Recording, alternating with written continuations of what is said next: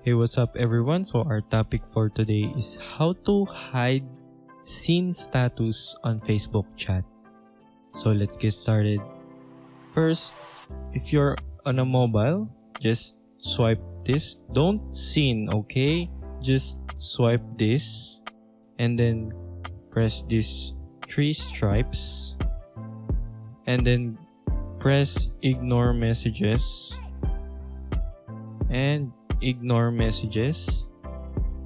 After that, go to your profile picture and then press message request, spam, and also after that you can see the message without noticing the user that you seen that chat.